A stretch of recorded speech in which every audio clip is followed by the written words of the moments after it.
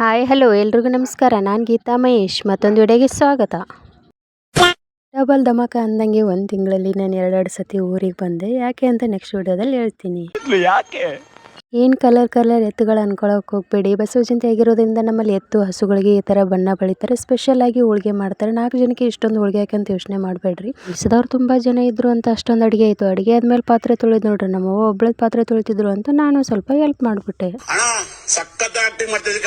No only build up ಅಷ್ಟೇ. So ಈ ಮತ್ತಿನ ಬಿಸಿಲಲ್ಲಿ ಬೀಗರಂತೂ ಎಂಟ್ರಿ ಕೊಟ್ಟೇ ಬಿಟ್ರಿ. ಹಾಗಾಗಿ ಮನೆ ಹತ್ರ ಇರುವಂಥ ಲಿಂಬೆ ಗಿಡದಲ್ಲಿ ಒಂದು ಲಿಂಬೆ ಕರ್ಕೊಂಬಂದ್ಬಿಟ್ಟು ಶರ್ಬತ್ ಮಾಡಿದೆ. ಏನು ಮಾಡೋಕ್ಕಾಗತ್ತೆ ರೀ, ಇಂಥ ಕೆಲಸದಲ್ಲಿ ಅವರೊಬ್ಬರು ಎಂಟ್ರಿ ಕೊಡ್ತಾನೆ ಇದ್ರು. ಸೊ ಹಾಗಾಗಿ ಅವ್ರು ಕೊಟ್ಟ ಮೇಲೆ ನೋಡಿ ಉಳಿದಿರೋದನ್ನು ಗ್ಲಾಸಲ್ಲೇ ಕೊಡ್ತೀನಿ ಅಂದರೆ ನಮ್ಮವ್ವ ಚರಿಗೆನ ಕೊಡ್ಬಿಡೋದ. ಇವತ್ತು ಎಲ್ಲರೂ ಹೊಲದಲ್ಲಿ ಹೋಗಿರೋ ಕಾರಣ ಮನೆಯಲ್ಲಿ ಯಾರೂ ಇರಲಿಲ್ಲ. ಸೊ ಹಾಗಾಗಿ ದನಗಳ ವ್ಯವಸ್ಥೆ ಮಾಡ್ಬೇಕಂತ ಹೇಳ್ಬಿಟ್ಟು ನಾನು ಸ್ಟಾರ್ಟ್ ಮಾಡಿಕೊಂಡೆ. ಅದ್ರ ಸಗಣಿ ಬಳಿದು ನೀರು ಕುಡಿಸಿ ಮೇವು ಹಾಕಿದೆ. ಸೊ ಟೈಮ್ ಆಗಿತ್ತು, ಅದಕ್ಕಾಗಿ ನಮ್ಮವ್ವ ಹೊಲಕ್ಕೆ ಹೋಗೋಣ ಅಂತ ಹೇಳಿದ್ರು. ನಮ್ಮವ್ವನ ಜೊತೆಗೆ ನಾನು ಹೊಲಕ್ಕೆ ಹೋದೆ.